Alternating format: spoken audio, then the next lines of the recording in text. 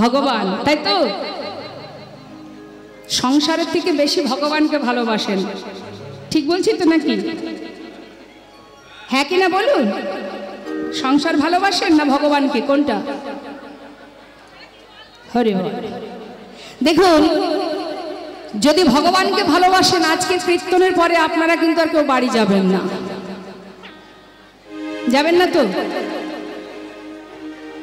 সোজা বৃন্দাবন।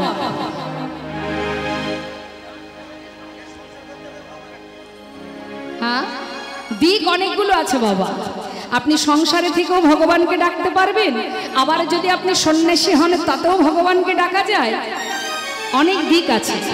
কিন্তু আমরা যদি বলি যে আমরা সংসারের থেকে ভগবানকে বেশি ভালোবাসি, তাহলে ভুল হয়ে যাবে। কারণ আমরা ভগবানকে ভালোবাসি, তার থেকে বেশি ভালোবাসি সংসারকে। নিতাই গৌর হরি বল। যারা প্রকৃত ভগবানকেই ভালোবাসে, যারা সর্বস্ব ছেড়ে চলে গেছে, তার প্রমাণ সর্বস্বামী। তারা আপনার মতো আমার মতো ভিখারি কাঙাল নয়, বড় বড় জমিদার ছিলেন। তারা সর্বস্ব ছেড়ে ছিন্ন বস্ত্র পরিধান করে বুঝেছেন কোনটা সার আর কোনটি অসার। সংসার করো, সংসারে দায় দায়িত্ব পালন করো, অর্থ উপার্জন করো, ছেলে মেয়ের ভবিষ্যৎ করো, এটা তোমার ডিউটি, এটা তোমার দায়িত্ব। কিন্তু মনটা দিয়ে দাও গোবিন্দ চরণে। সেই শিক্ষা দিয়ে গেছেন একজন প্রেমময়ী রাধা রানী। তিনি শ্বশুর ঘরে তিনি রন্ধন করেছেন, কর্ম করেছেন, আদেশ পালন করেছেন, কিন্তু মন কোথায় থাকতো? গোবিন্দের কাছে। তুমিও কর্ম করো, এটা তোমার দায়িত্ব, পালন করো, কিন্তু মন যদি সংসারে দিয়েছ, সারা জীবনই কাঁদতে হবে। মন দিতে হবে গোবিন্দ চরণে। তোমার সংসার প্রভু, তুমি ভালো রাখলে ভালো থাকবে, খারাপ রাখলে খারাপ থাকবে, তাতে কোনো দুঃখ নেই। আমার পরিবারে যদি 5 জন থাকে, তাহলে তুমিও আমার পরিবারের একজন। বাজার থেকে খাবার কিনে যখন আনি, বাড়িতে গুনে গুনে দেখি 5 জন না 7 জন আছে। 5 জন থাকলে 5টা রসগোল্লা আনা হয়, কিন্তু ঘরের কোণে যিনি পাহারাদার বসে আছেন, যিনি সারা জীবন ধরে কোনায় বসে হা করে থাকে, ভক্ত কতক্ষণে আমাকে 2টো নকুল দানা দেবে, তার জন্য কি 1টা রসগোল্লা বাড়ি আসে? সবার কথা বলবো না। তাই মাথায় রাখবেন মা, সংসার হচ্ছে এই যে সংসার, আমার করে দিন কাটাচ্ছি, কেউই আমার নয়। তার একটি গান আপনারা শুনেছেন, আপন আপন করছো যারে, সে তো আপন নয়, দিন ফুরালে বুঝবে আপন যে পর হয়। নিতাই গৌর হরি বল। সেই দিন বুঝবে, আজ নয়।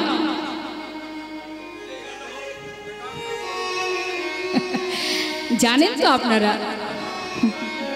বেশ, কি বলছে ছোট করে 2 লাইন গাই। আপন আপন করছো যারে, সে তো আপন না,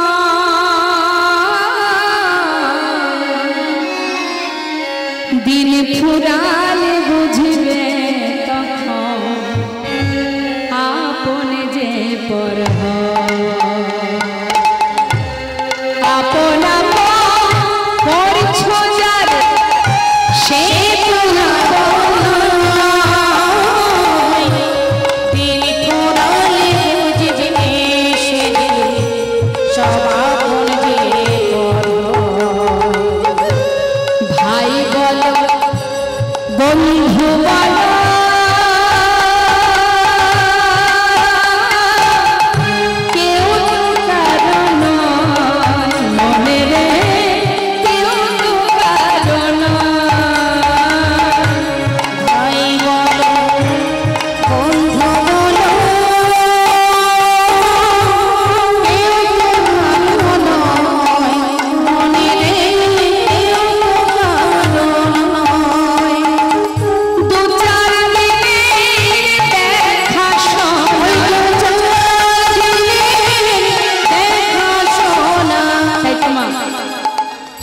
ভাষা হচ্ছে 2-4 দিনের দেখাশোনা।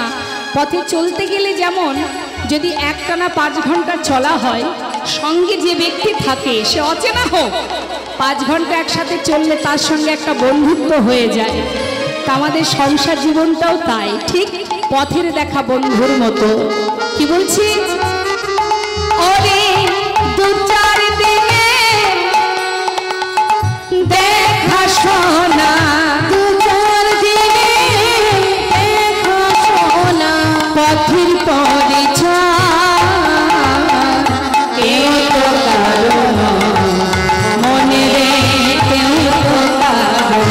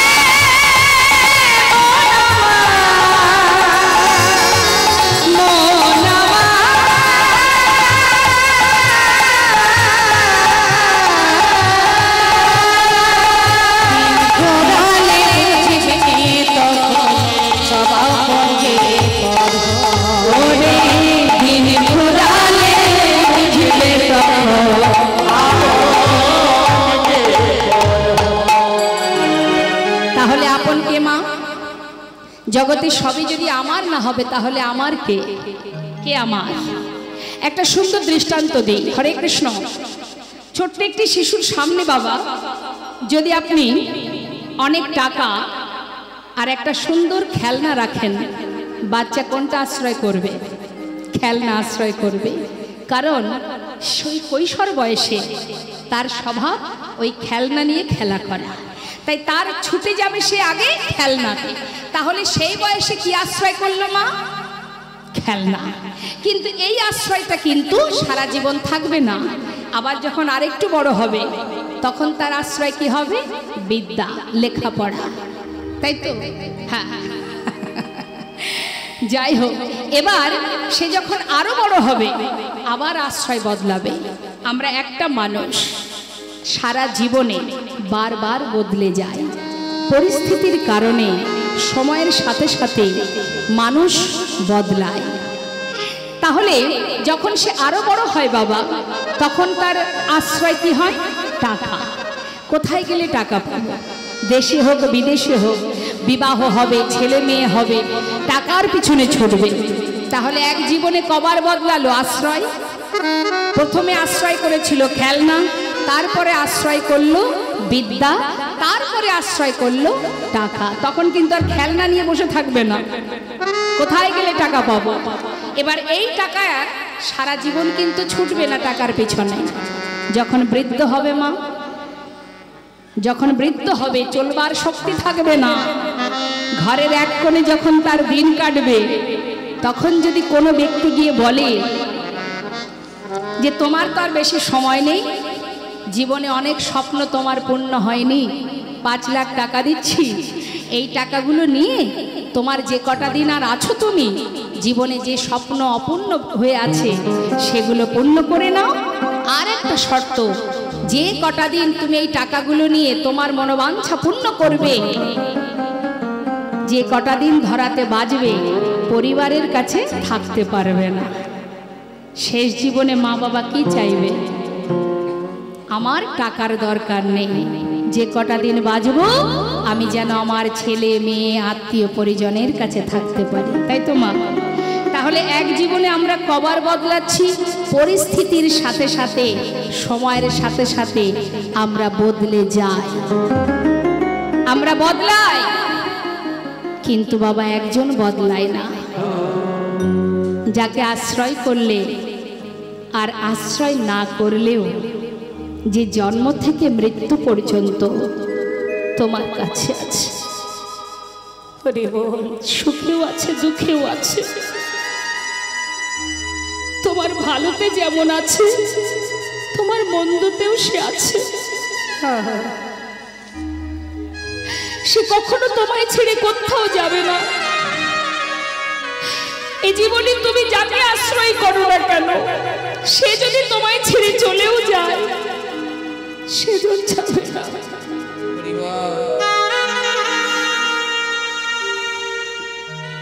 মহাভারতে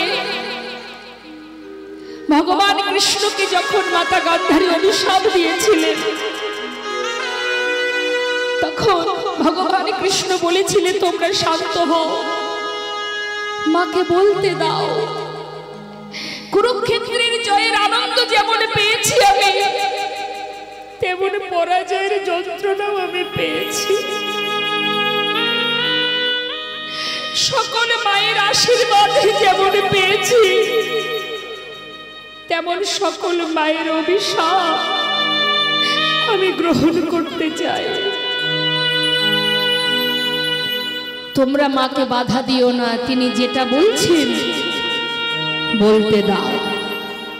মাতা গান্ধারী বলেছিলেন কুরুবংশ যেমন ধ্বংস হয়ে গেছে, তোমার যদুবংশ ধ্বংস হয়ে যাবে, একটা দ্বীপও বেঁচে থাকবে না, তোমারও মৃত্যু হবে একটি ব্যাধের হাতে। মায়ের অভিশাপ আশীর্বাদ স্বরূপ ভগবান মাথায় তুলে নিয়েছিলেন। তাই জগতে একজনই আছে মা, শুধু দেখার নয়ন দিয়ে একবার দেখো, দিব্য জ্ঞান দিব্য দৃষ্টি দিয়ে চেয়ে দেখো। তোমার পাশে কেউ না থাকলেও সদা সর্বদাই একজন আছে। তুমি শুধু একবার ডেকে দেখো, ডাকলেই তাকে খুঁজে পাবে। ডাকার মতো ডাকতে শেখো। কখনো ভাববে না যে আমার কেউ নেই। তার প্রমাণ যখন দ্রৌপদীর বস্ত্রহরণ হয়, সেখানে আপনজন সবাই ছিলেন, ছিল তো মা, সবই তো তার ঘরেরই জন, ঘরেরই মানুষ। 5 জন স্বামী, এক নয় 5 স্বামী ছিলেন, গুরুজন ছিলেন। বলুন তো, মাতা দ্রৌপদীর সম্মানকে রক্ষা করার জন্য কেউ এসেছিল? তাহলে বাবা, যাদেরকে আপনি আপন ভাবছেন, তারা যে আপনার আপন কি করে হবে সেটা মহাভারত প্রমাণ দিয়ে গেলেন। একমাত্র তাকে রক্ষা কে করেছিল? মা। বিপদ ভঞ্জন মধুসূদন। নিতাই গৌর হরি বল, হরি বল। তাই তোমার কেউ না থাকলেও কেউ আছে, এটা তুমি সর্বদাই ভাববে। তাই আজ দেখুন, সেই গোবিন্দ ঘোষ বলে উঠলেন, হে প্রভু, আমি এসেছি, আমার নাম গোবিন্দ ঘোষ, আমি তোমার সঙ্গী হতে চাই। গৌরহরি একটু মৃদু হাসলেন বাবা, মৃদু হেসে বললেন, তুমি আমার সঙ্গী হবে? যারা আমার সঙ্গী হয় তাদের সারা জীবন কষ্ট পেতে হয়, তার থেকে ঘরের ছেলে ঘরে ফিরে যাও, সেই ভালো। গোবিন্দ ঘোষ বলে উঠলেন, প্রভু, তোমার সঙ্গী হব এটাই যথেষ্ট।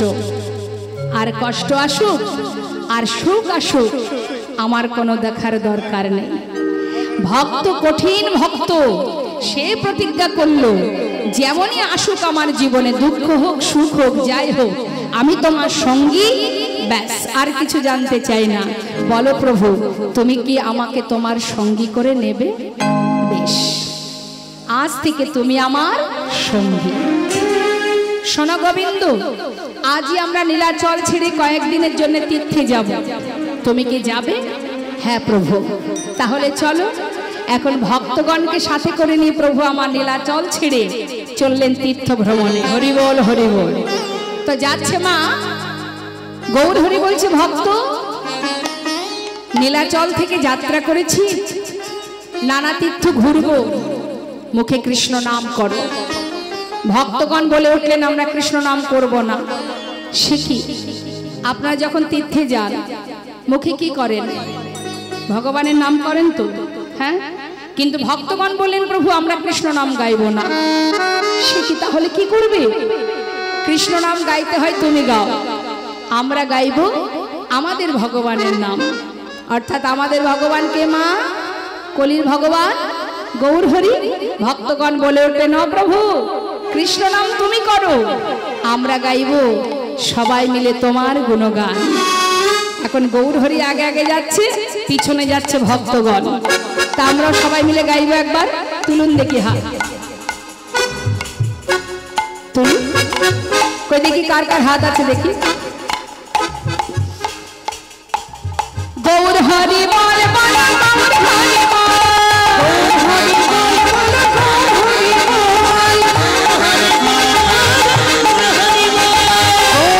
বল বল, গৌর হরি বল,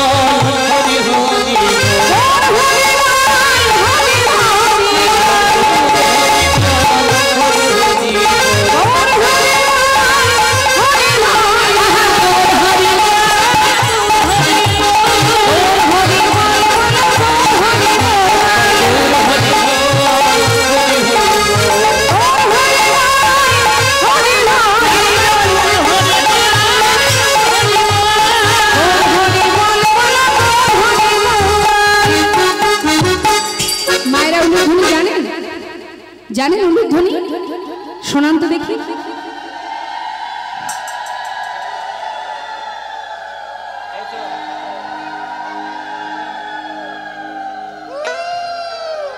তাও ভালো, আমি ভাবলাম বোধহয় বাড়িতে রেখে এসেছেন, সঙ্গে করে এনেছেন যখন ভালো। ওই একটা গল্প মনে পড়ে গেল, বলবো?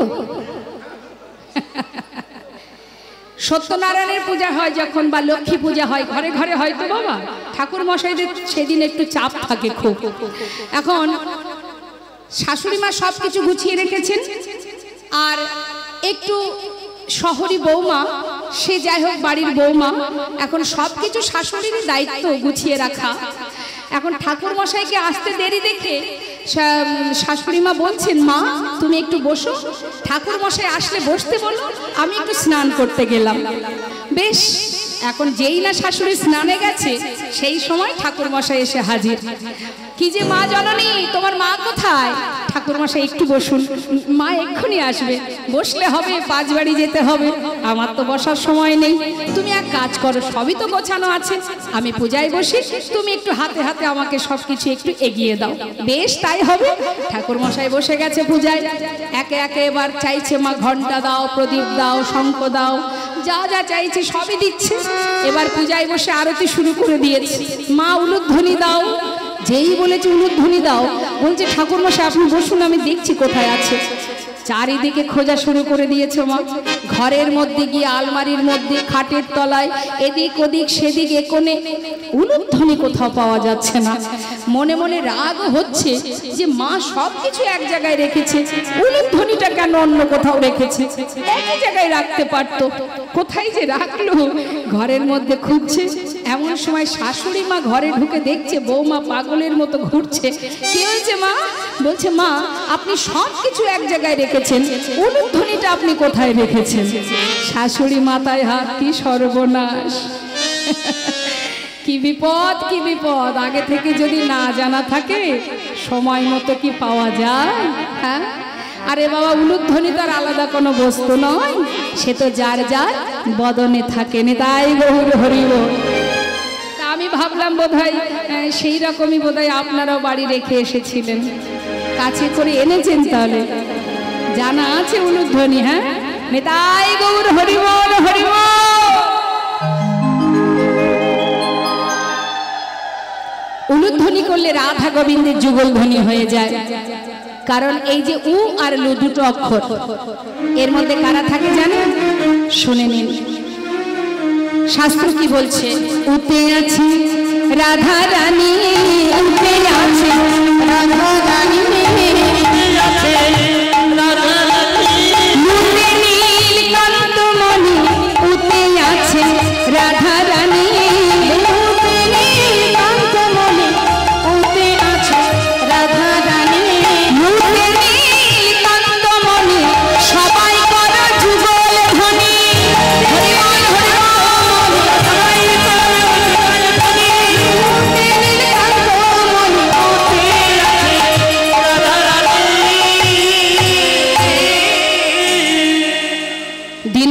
যদি একবার উলুধ্বনি করে তাতে রাধা গোবিন্দের যুগল ধ্বনি হয়ে যায়। তাই উলুধ্বনিটা কখনো বাদ দেবেন না। যখনই জয়ধ্বনি হবে সবাই মিলে উলুধ্বনি হরিধ্বনি করবেন। তা কি হলো মা, ভক্তগণকে নিয়ে যাচ্ছে।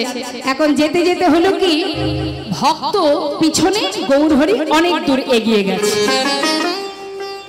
গৌরহরি আগে আগে যাচ্ছে, ভক্তরা পিছনে পড়ে গেছে, বেশ কিছুটা দূরত্ব হয়ে গেছে। এক ভক্ত বলছে, হায় হায়, প্রভু যদি আগে আগে চলে যায়, আমরা তো ঠিকঠাক রাস্তাঘাট চিনি না, যদি পথ ভুলে যায়। আর এক ভক্ত বলছে, তাতে কি আছে, যাচ্ছে যাক না, কি আছে, আমরা তো পিছনে আছি, আমাদেরকে না নিয়ে তো তিনি কোথাও যাবেন না, যাচ্ছে যা। এবার কি হয়েছে দেখুন মা, গৌরহরি আগে আগে আর পশ্চাতে ভক্তগণ। কিছুটা পথ যাবার পর গৌরহরি কণ্ঠটা শুকিয়ে গেছে, পিপাসা পেয়েছে। এখন তৃষ্ণার্ত প্রভু আমার পথে যাচ্ছে আর বলছে, হে কৃষ্ণ, কোথাও যদি একটু জল পেতাম, একটু তৃষ্ণা নিবারণ করতাম। ভাবতে ভাবতে যাচ্ছে, হঠাৎ দেখছে এক গোয়ালা কাঁধে করে বাঁক নিয়ে, বাঁকের শিখায় ঘোলের ভাণ্ড সাজিয়ে নিয়ে আসছে। ভালো ঘোল আছে, ও গোয়ালা, বলুন বলুন, ঘোল আছে? আছে গো। এদিকে এসো, এদিকে এসো। গৌরহরি মনে মনে ভাবছে, মা কৃষ্ণ কেমন কৃপাময়, আমি ঘোল চেয়েছি, আহা জল চেয়েছি, আমার জন্য ঘোল পাঠিয়ে দিয়েছে। এদিকে এসো। কাছে ডেকে নিয়ে বলছে, গোয়ালা একটু দাও দেখি, প্রচন্ড তৃষ্ণা পেয়েছে। গোয়ালা দেখছে সাধুর বেশ, সাধু বাবা মনে মনে ভাবছে, যাক, সাধুর কাছে যদি কিছু বিক্রি করতে পারি তাহলে আমাকে আর বেশি দূর ঘোরাঘুরি করতে হবে না। ও ঠাকুর একটু দাঁড়াও। বাঘটা নামিয়ে যেই না একটা ভাণ্ড দিতে গেছে বাবা, হঠাৎ গৌরহরি বলে উঠলেন, শোনো, ওই ছোট ভাণ্ডে আমার হবে না, আমার প্রচন্ড তৃষ্ণা পেয়েছে, যেটা বড় ভাণ্ড আছে ওটা আমাকে দাও। গোয়ালা মনে মনে ভাবছে, যাক, এত বড় ভাণ্ডের ঘোলটা যদি এই ঠাকুর খায় তাহলে আমাকে তাড়াতাড়ি বেচা কিনা করে ঘরে চলে যেতে পারবো। ও ঠাকুর দিচ্ছি, দাঁড়াও দাঁড়াও। মনে মনে খুব খুশি বাবা, ভাবছে ঘুম থেকে উঠে কার মুখ যে দেখেছিলাম, দিন যে এত ভালো যাবে বুঝতে পারিনি। তাড়াতাড়ি করে ছোট ভাণ্ডগুলি নামিয়ে বড় ভাণ্ডটা প্রভুর হাতে দিয়েছে।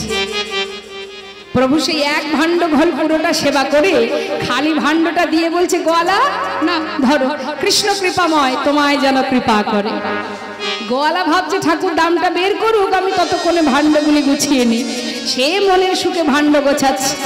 গোছানো হয়ে গেছে, হাত বাড়াবে এমন সময় দেখছে ঠাকুর চলে যাচ্ছে। ঠাকুর, ও ঠাকুর, ও ঠাকুর। গৌরহরি পিছন ফিরে বলছে, ডাকছো? ডাকছো মানে? আরে তুমি যে ঘোলটা খেলে, ঘোলের দামটা দাও। ঘোলের দাম? আমি আর দাম কোথায় পাবো? ও গোয়ালা, আমি তো সন্ন্যাসী, দেখতে পাচ্ছ না আমাকে, আমি আর করি কোথায় পাই বলো? সে কি কথা, তাহলে তুমি ঘোল খেলে কেন? আগে বলনি কেন? আমি তোমাকে ঘোল দিতাম না, তাও কিনা আবার বড় ভাণ্ডের ঘোল, এখন কিনা বলে দাম নাই। অত শত জানি না, আগে ঘোলের দাম দেবে তারপরে যাবে। পথের ধারে বসে গোয়ালা কপাল চাপড়িয়ে কাঁদছে। প্রভু মনে মনে চিন্তা করলেন, ভক্ত অর্থের জন্য কাঁদছে, এক পা দু পা করে পাশে এসে দাঁড়িয়েছে। ভক্ত, তোমার ঘোলের দাম চাই, এই তো ঠিক আছে, ভেবো না। শোনো, আমি তো সন্ন্যাসী, আমার কাছে কিছু নেই, পিছনে আমার অনেক ভক্ত আসছে, ওদেরকে বলো, ওরা তোমাকে ঘোলের দাম দিয়ে যাবে। বেশ। প্রভু চলে গেলেন মা। গোয়ালা কিন্তু অপেক্ষায় আছে, কখন তারা আসবে, ঘোলের দামটা নেবে। আর এদিকে পিছনে কারা আসছে? ভক্তরা। তারা তো আর জানে না যে প্রভু পথের মাঝখানে কাণ্ড ঘটিয়ে বসে আছে। তারা মনের আনন্দে প্রভুকে স্মরণ করতে করতে সবাই মিলে পিছন পিছনে আসছে, গাইতে গাইতে আসছে। মন লাগুনে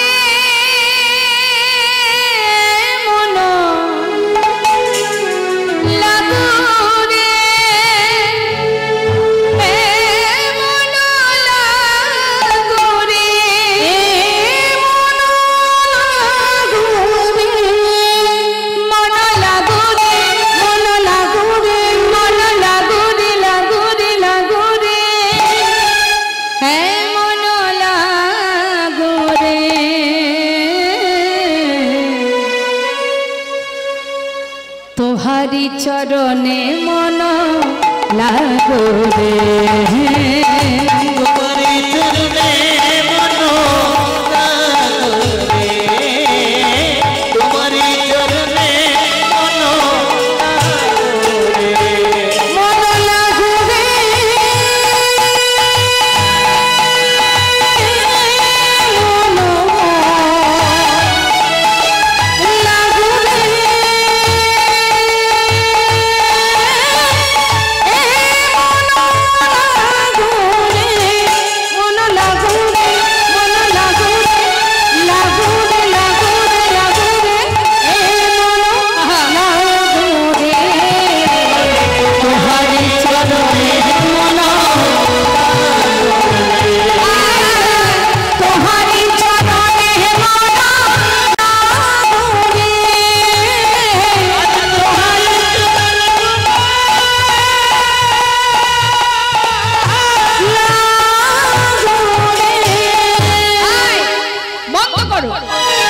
কে বললেন? ওই যে গোয়ালা বসে আছে, দল বেঁধে সবাইকে আসতে দেখে বলে উঠলেন বন্ধ করো।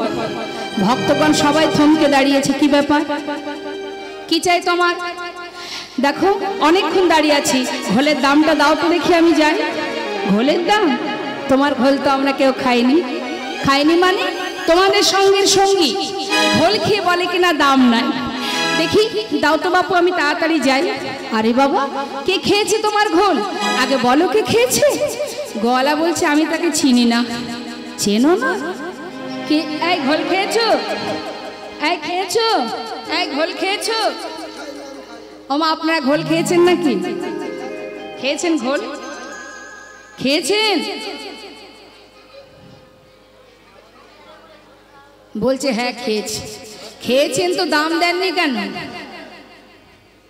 খাননি? আচ্ছা দেখো কাণ্ড, কেউ যদি ঘোল না খায় শুধু শুধু কেউ ঘোলের দাম দেবে? গোয়ালা বলছে বললাম তো তোমাদের সঙ্গের সঙ্গী। হ্যাঁ না না, সেটা একটু একটু বলতে পারবো। শুনবে, এইরকম মানুষ আমি আগে কখনো দেখিনি। কি অপূর্ব দেখতে তার। নবীন যৌবন, আমার গৌরহরি রূপ বর্ণনা করছে। কি বলছে? নবীন যৌবন। প্রভু যখন সন্ন্যাসী হন বয়স তখন 24 বছর, তাই বলছে নবীন যৌবন। আচ্ছা, আর গায়ের রং কেমন জানো? গলিত কাঞ্চনা।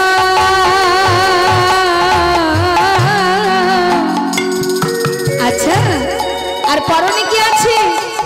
কোটি তটে রাঙাবা।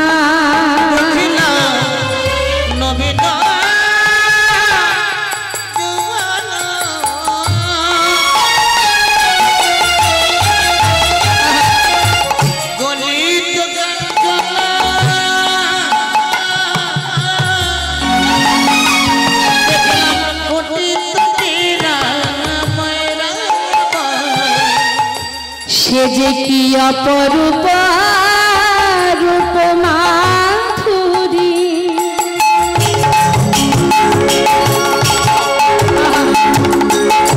নানা এমন রূপ কভু দেখি না। যাই রে রূপে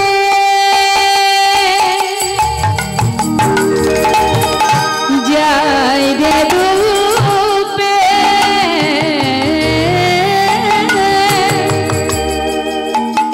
বলি হারি সে যে ভুবন ভুলানো রূপ।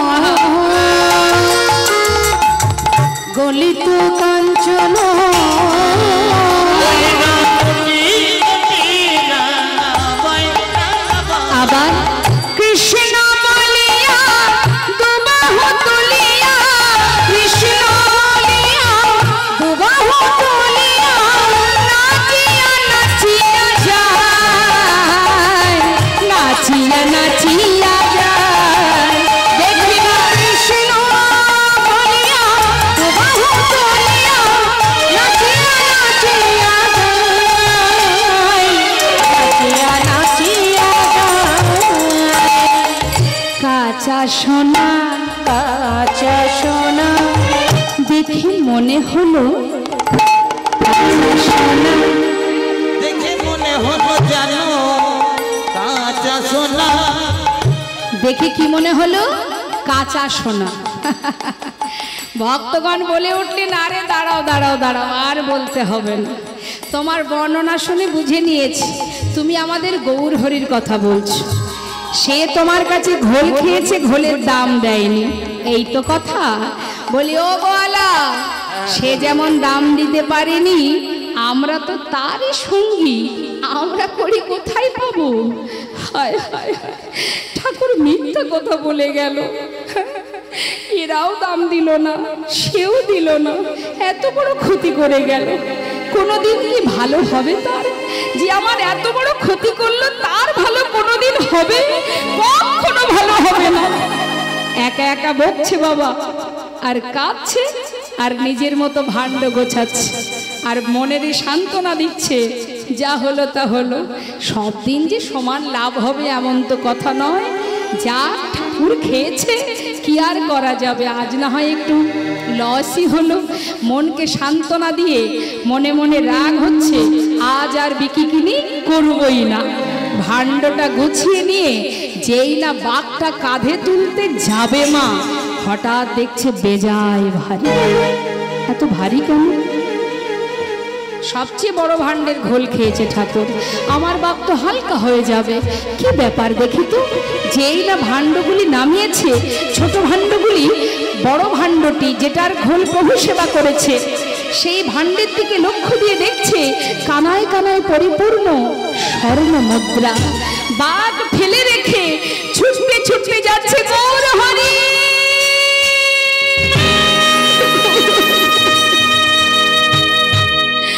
একটু দাঁড়াও দয়াময়, চরণটা জড়িয়ে আছাড় খেয়ে পড়েছে চরণ তলে। হে প্রভু, আমি একই করলাম, না জেনে না বুঝে তোমায় কত কটু কথা বলেছি। আমি তোমায় চিনতে পারিনি প্রভু, চিনতে পারিনি। আমাকে ক্ষমা করে দাও, আমার অপরাধ ক্ষমা করো দয়াময়, ক্ষমা করো। গৌর হরি বলছে, গোয়ালা, জীবনের অনেক সময় চলে গেল অর্থের পিছনে, আর তো বেশি সময় নেই। যে কটা দিন আছে ঘরে গিয়ে কৃষ্ণ সেবা করো, যাও, ক্ষমা করো দয়াময়। কৃপায় যদি করবে, তবে এইভাবে কেন করলে? না জেনে না বুঝে কত কটু কথা বলেছি তোমায়, আমায় ক্ষমা করে দাও। শান্ত হও গোয়ালা, তোমায় আশীর্বাদ দিলাম, যে কটা দিন সময় আছে ঘরে গিয়ে কৃষ্ণ নাম করো, কৃষ্ণ ভজন করো। গোয়ালাকে বিদায় দিলেন প্রভু। বিদায় দিয়ে ভক্তগণকে নিয়ে গৌর হরি এসে পৌঁছালেন। কোথা থেকে যাত্রা করেছে মা? পুরী ধাম থেকে এসে পৌঁছালেন কোথায়? নবদ্বীপ, নদিয়ার নবদ্বীপের পাশে। সে জায়গাটি কোথায়? নানা গ্রামে ঘুরি করা আইলা পূর্বস্থলে, নানা গ্রামে ঘুরি করা আইলা পূর্বস্থলে।